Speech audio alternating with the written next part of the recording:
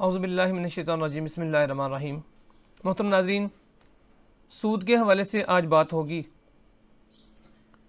جس طرح کہ آپ کے علم میں ہے، آج سودی کاروبار اور سودی لین دین اور سود کے ذریعے سے جو تجارت ہے اس کا چلن عام ہے،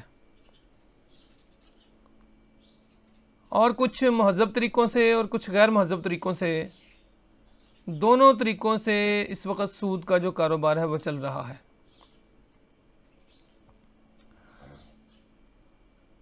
سود ہے کیا؟ بنیادی طور پہ سرمایہ دار کا جو نظام ہے، سرمایہ دارانہ جو نظام معیشت ہے، جو سرمایہ دار کا کاروبار کا نظام ہے، تجارت کا جو نظام ہے، وہ سارے کا سارا کس بنیاد پہ ہے کہ وہ اپنے پاس سرمایہ جمع کرتا ہے، اس کے بعد وہ مختلف حیلوں بہانوں سے اور مختلف قسم کے لالچ دے کر، مختلف قسم کی ترغیبات دے کر وہ اپنا سرمایہ بیچتا ہے، اپنا سرمایہ کسی کو دیتا ہے، اور اس کے نتیجے میں وہ یہ طے کر لیتا ہے پہلے دن سے، جب وہ یہ پیسہ دے رہا ہوتا ہے اس دن طے کر لیتا ہے کہ اس کے بدلے میں اتنے پیسے آپ نے مجھے دینے ہیں۔ حضرات گرامی، اس میں مختلف جو شرحیں ہیں وہ چلتی ہیں، اور ہر ایک جگہ پہ اس کا جو طریقہ کار ہے، اس کی جو شرح ہے وہ مختلف ہے۔ پھر آپ اگر اس کو اس طرح دیکھیں کہ حکومتی سطح پر اس کا طریقہ کار مختلف ہے اور پبلک عوامی سطح پر اس کا طریقہ کار مختلف ہے، ہم اس کو اس بحث میں نہیں پڑھیں گے کہ عوامی سطح پر درست ہے یا حکومتی سطح پر درست ہے۔ ہم دیکھیں گے یہ کہ اخلاقی طور پر اس کے نقصانات کیا ہیں، روحانی طور پر اس کے نقصانات کیا ہیں، اور معاشرتی اعتبار سے اس کے نقصانات کیا ہیں۔ حضرات گرامی، پہلی بات یہ سوچنے والی ہے کہ سودی کاروبار جو سرمایہ ہے وہ سود میں لگتا کب ہے؟ آپ ذرا تصور میں لائیں نا اس بات کو۔ میں اس وقت ایک جگہ پہ جاب کرتا ہوں، مجھے اس سے تنخواہ ملتی ہے، تو میں تو اپنے گھر کا نظام چلاتا ہوں، میرے لیے ممکن نہیں ہے میں کسی کو ادھار پیسے دے سکوں۔ لیکن دوسری طرف سرمایہ دار کیا کرتا ہے؟ وہ اس مقصد کے لیے کیا کرتا ہے، اپنے کچھ پیسے بچاتا رہتا ہے، اور ایک وقت آتا ہے کہ اپنے پاس اتنے پیسے جمع کر لیتا ہے کہ وہ کہتا ہے اب میں قرض دے سکوں، یعنی اپنی ضرورت سے زائد رقم کو وہ رکھتا ہے، اور اس کے نتیجے میں وہ دوسروں کو دینے کے لیے تیار ہوتا ہے۔ اب میں اگر ایسے فرد کے پاس جاتا ہوں اور میں کہتا ہوں جناب آپ مجھے پیسہ دیں، تو وہ میرے ساتھ کچھ معاملات طے کرتا ہے، تو پہلی بات تو یہ ہے کہ جو سودی کام کرنے والا ہوتا ہے، جو سرمایہ دار ہے، وہ اس لیے پیسہ جمع کرتا رہتا ہے کہ لوگ ضرورت مند بنیں اور ان کو ضرورت پیش آئے اور میں ان کو پیسہ دے سکوں۔ اس کا مطلب کیا ہوا کہ معاشرے کے اندر جب ایسے افراد کی تعداد بڑھ جائے کہ لوگ سود ادا کرنے والے ہوں، تو آپ خود اندازہ کر لیں اس کا سب سے بڑا نقصان کیا ہوگا۔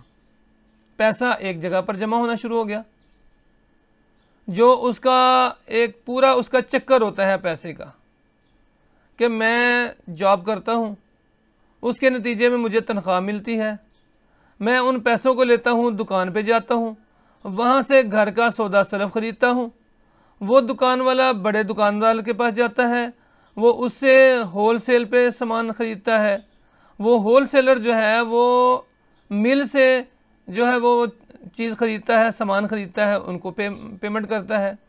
پھر مل والا خام مال، جہاں سے اگر فرض کر لیں وہ آٹا ہے تو گندم اس نے خریدی ہے، اگر وہ چاول ہے اس نے چاول خریدا ہے، اس نے دال خریدی ہے، اس نے جو بھی چیز ہے اس نے بہرحال اس کو خریدا ہے، پھر یہ چیز بنی ہے۔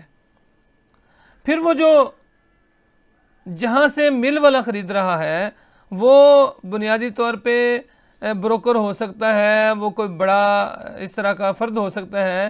اگر زراعت کو ہم لیتے ہیں تو جو گندم جو بیچنے والا کسان ہے، تو کسان کیا کرتا ہے؟ کسان اپنی فصل کی تیاری کے لیے وہ باقاعدہ طور پہ اپنے اس کے اندر بیج بوتا ہے، کھاد ڈالتا ہے، پانی لگاتا ہے، تو یہاں پر وہ اپنا سرمایہ خرچ کر رہا ہوتا ہے. لیکن اگر لوگوں کا رویہ یہ ہو جائے کہ وہ اس بات کو سوچنے لگ پڑیں کہ ہمیں اپنے پاس پیسہ رکھنا چاہیے تاکہ ہم دوسروں کو پیسہ دے سکیں، تو یہ جو تجارت کا یہ جو چکر ہے یہ رک جائے گا. آپ نے دیکھا کتنا ایک لمبا چوڑا چکر ہے. کسان فصل بوتا ہے، اس کے اخراجات آتے ہیں، وہ فصل بیچ کر اپنے اخراجات پورے کرتا ہے. وہاں سے جو ڈیلر ہوتا ہے وہ خریدتا ہے ان سے فصل ابتدائی حالت میں، اور اس کے بعد وہ اپنے اس فصل کو بیچتا ہے مل کو، اور پھر اپنے اخراجات پورے کرتا ہے. مل والا آگے اس کو حتمی شکل کو دے دیتا ہے، اگر گندم ہے تو آٹا، اگر مونجی ہے تو اس میں سے چاول، اگر دال ہے تو اس کو مشین میں سے گزارتا ہے، جو بھی اس کا طریقہ کار ہوتا ہے. اگر وہ کاٹن ہے تو کاٹن سے پھر وہ روئی، وہ جو دھاگا، دھاگے سے پھر کپڑا، اور کپڑے سے پھر آگے مختلف طرح کی مصنوعات بنتی ہیں. لیدر ہے تو پھر اس سے کھالیں ہیں، اور کھالوں سے پھر چمڑا، اور چمڑے سے پھر وہ مختلف مصنوعات بنتی ہیں. سرجیکل ہے تو اس کا بھی اسی طرح. تو یہ ایک پورا سائیکل ہے. اگر ہم یہ سوچنا شروع کر دیں کہ اس کی بجائے ہم نے لوگوں کو پیسہ دینا ہے تو کیا ہوگا؟ تجارت کا عمل کیا ہوگا؟ اس سے رک جائے گا. پہلی بات تو یہ ہے. دوسرے نمبر پہ کیا ہوتا ہے؟ ہر فرد جو پیسہ جمع کرنے والا ہے وہ اس انتظار میں ہوگا. دیکھیں دکاندار اس انتظار میں ہے لوگوں کو ضرورت ہو تو وہ مجھ سے سامان خریدے. جو مل والا وہ اس انتظار میں ہے کہ لوگوں کو ضرورت ہو تو ہم سے وہ ہول سیل پہ سامان خریدیں. کسان اس انتظار میں ہے کہ میرا جو مال ہے وہ بکے، وہ میری جو زراعت کا سامان ہے، وہ جو بھی خام مال تیار کرنے والا فرد ہے وہ اس کی بخواہش ہے میرا مال بکے. لیکن دوسری طرف جو سرمایہ جس کے پاس ہے، جس نے بڑی تعداد میں یہ سامان خریدنا ہے، وہ اس چکر میں ہے کہ میں یہ سامان خریدوں نا، میں کیا کروں؟ میں پیسہ جو ہے وہ آگے کسی کو ادھار دے دوں. تو وہ تجارت کا جو عمل ہے وہ روک دیا. ایک کام یہ ہوا. اب اس کی وجہ سے جس کے پاس پیسہ ہوگا، جس کے پاس مال ہوتا ہے نا، وہ جو جنس ہوتی ہے، اس کو زیادہ فکر نہیں ہوتی. آپ کبھی تصور کریں، آپ کبھی سفر کریں، انسانی سوچ کیا ہے.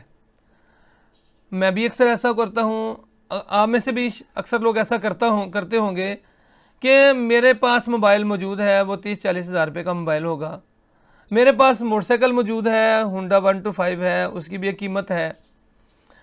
لیکن میں اپنے پاس نقدی، اگر میں نے کہیں ایسی جگہ پہ سفر کرنا ہے جہاں پہ تنہائی ہو اور جو تھوڑا سا ایسا ہو جہاں پہ چانسز ہوتے ہیں کہ یہ کوئی خطرناک ہے، ڈاکو وغیرہ لوٹ نہ لیں، چور وغیرہ نہ اس کو ہمیں پکڑ نہ لیں راستے میں، تو کیا کرتے ہیں؟ ہم اپنے پاس کوشش کرتے ہیں کہ پیسہ ہمارے پاس 5-7-10 ہزار تو ہو، اس سے زیادہ نہ ہو. یہ ضرورت کی بات کر رہا ہوں. بعض اوقات انسان کہتا ہے میرے پاس 2000 روپے کافی ہے، بس میرے لیے ضروری ہے، اس سے ضرورت نہیں ہے، وہ باقی رکھ جاتا ہے. حالانکہ اس کو نہیں ہوتا کہ میرے پاس 125 ہے، 70 ہے، گاڑی ہے، میرے پاس موبائل ہے، یا اس طرح کی اور چیز موجود ہے. تو کیا ہوتا ہے؟ جب پیسہ انسان کے پاس ہوتا ہے تو وہ زیادہ کانشیس ہوتا ہے. اچھا، اب اس کا پہلے میں نے کہا تجارتی حوالے سے نقصان ہوا کہ تجارت کا عمل رک گیا. دوسرے نمبر پہ کیا نقصان ہوا؟ جس فرد کے پاس پیسہ ہوتا ہے وہ رات کو اس کی نیند بھی تباہ ہو جاتی ہے. اب گھروں میں دیکھ لیں کہ میرے پاس اگر گھر میں پیسہ پڑا ہوا ہے تو مجھے ٹینشن لگی رہے گی، کہیں ایسا نہ ہو جائے، کہیں ایسا نہ ہو جائے. حالانکہ گھر کے اندر اور ایسی چیزیں قیمتی موجود ہوتی ہیں، لیکن یہ پیسہ ایک خاص ایسی چیز ہے جو انسان کو زیادہ محتاط رکھتا ہے. نتیجتاً کیا ہوتا ہے؟ ایسا فرد ڈپریشن کا مریض بن رہا ہوتا ہے، ایسا فرد ہارٹ پیشنٹ بن جاتا ہے، ایسا فرد مختلف طرح کی بیماریوں کا شکار ہو رہا ہوتا ہے. روحانی اعتبار سے جو ایسے فرد کی مثال ایسے ہے کہ آپ دیکھیں نا، وہ کس فرد کی تلاش میں ہے جو ضرورت مند ہے، انتہائی ضرورت مند. کاروباری بندی کی اس کو ضرورت اتنی زیادہ نہیں ہے. وہ ایسے فرد کی تلاش میں ہوگا جس کو انتہائی زیادہ ضرورت ہو اور جو کسی بھی قیمت پہ مجھ سے مال لینے کے لیے تیار ہو. تو اس میں اور اس گدھ کے اندر، آپ گدھوں کو جانتے ہیں نا، دیہات کے اندر تو میں نے دیکھا اکثر، آپ بھی جانتے ہوں گے، جہاں کہیں مردہ پڑا ہوتا ہے وہ گدھیں اس کے اوپر آتی ہیں اور اس کا ماس نوچتی ہیں۔ بالکل یہی حالت سرمایہ دار کی ہوتی ہے، وہ اس تلاش میں ہوتا ہے مجھے کوئی ایسا فرد ملے جو میرے سامنے اکڑ بھی نہ سکے اور اس کو میں اپنا سرمایہ دوں، اپنا مال دوں۔ اس کا فائدہ اس کو کیا ہوگا؟ منہ مانگے اس کو سود ملے گا۔ تو حضرات گرامی، یہ دو نقصانات میں نے آپ کے سامنے رکھے ہیں، اس سے کے علاوہ بڑے نقصانات ہیں۔ پہلا نقصان تجارتی عمل رک گیا، دوسرا نقصان اس سے معاشرتی جو توازن ہے وہ خراب ہو جاتا ہے، اس کی روح جو ہے وہ آلودہ ہو جاتی ہے، اس کی روح پاک نہیں رہتی، اور وہ اس کے نتیجے میں بیمار ہو جاتا ہے، مختلف بیماریوں کا شکار ہوتا ہے۔ اور اہم ترین بات یہ ہے کہ جب میں اس چکر میں ہوں گا کہ لوگ ضرورت مند بنے، تو اس کے نتیجے میں معاشرے کے اندر کیا ہوگا؟ ایک عدم توازن پیدا ہوگا۔ ہر انسان اس سرمایہ دار اس کوشش میں ہوگا کہ مجھے زیادہ سے زیادہ ضرورت مند لوگ ملیں، ضرورت مندوں کی کوشش ہوگی اس کے پاس نہ جائیں، یہ ہمیں اپنی من مانی ہم سے کرتا ہے۔ میں نے ایسے لوگوں کو دیکھا ہے، گلی محلوں کے اندر ایسے لوگ موجود ہیں، وہ اس چکر میں ہوتے ہیں، لوگ ان کے پاس جاتے ہیں، ان سے کہتے ہیں جی ہمیں بڑی ضرورت ہے، بڑا مسئلہ ہے، آپ مہربانی کریں ہمیں 20,000 30,000 50,000 لاکھ روپیہ دیں۔ کہتا ہے لاکھ روپیہ تو میں دوں گا، لیکن اس کے بعد آپ کو 20,000 فی ماہانہ بنیاد پہ دینے ہوں گے۔ وہ کہتا ہے نا مہربانی کریں، وہ کہتا ہے ٹھیک ہے چلو آپ 10,000 کر لو۔ اور وہ پیسہ لینے کے بعد وہ بیچارہ بیمار تھا، اس کا بھائی بیمار تھا، اس کا بیٹا، اس کی بیٹی، اس کا کوئی بھی، اس نے شادی کرنی تھی اپنے بچے یا بچی کی، تو اس نے وہ سود لے لیا۔ اس کے بعد اس کے پاس 2 سال تک یا 3 سال تک یہ صورتحال پیدا نہیں ہوئی کہ وہ ادا کر سکتا۔ تو پہلے سال اس کو پڑا 10,000، 1,10,000 ہو گیا۔ دوسرے سال اس کو پڑا 20,000، 1,30,000 ہو گیا۔ تیسرے سال اس کو پڑا 30,000، 1,60,000 ہو گیا۔ چوتھے سال اس کو پڑا 40,000، 2 لاکھ روپیہ ہو گیا۔ تو 4 سال کے بعد وہ 2 لاکھ روپیہ اس نے ادا کرنا ہے، اور ایک وقت ایسا آتا ہے کہ وہ اپنی جائیداد بیچتا ہے، ہر چیز بیچتا ہے، لیکن اس کا سود ادا نہیں ہوتا۔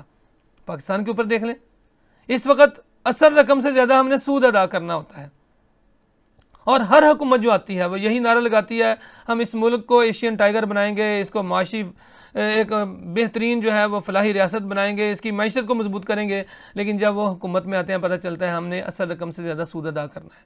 تو حضرات گرامی، اس کے نتیجے میں یہ سود جو ہے خدا را اس سے بچ جائیں، وہ کسی بھی شکل میں ہے اس سے بچ جائیں۔ یہ انسان کی روح کو تباہ کرتا ہے، اس کے اخلاق کو تباہ کرتا ہے، اس کی صحت کا بڑا غرق کرتا ہے، معاشرے کے اندر عدم توازن پیدا کرتا ہے اور خود غرض انسان کو بناتا ہے۔ آئیے عزم کر رہے ہیں کہ ہم اپنے آپ کو سود سے بچا لیں گے۔ اگر ہم نے بچا لیا تو ہماری دنیا بھی آسان ہو جائے گی، آخرت آسان ہو جائے گی۔ اللہ حسن عمل کی توفیق عطا